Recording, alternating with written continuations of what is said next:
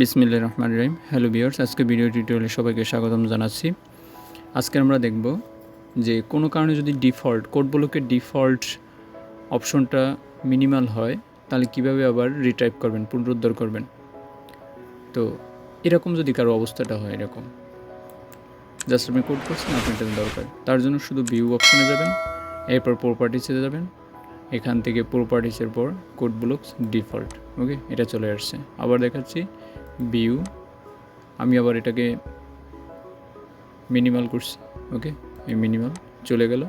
আবার যদি আমি চাই এটা নিয়ে আসতে, তাহলে just default option, how to get default option, এখানে কোড ব্লক ডিফল্ট এখানে প্রেস করবেন, ওকে, চলে আসবে।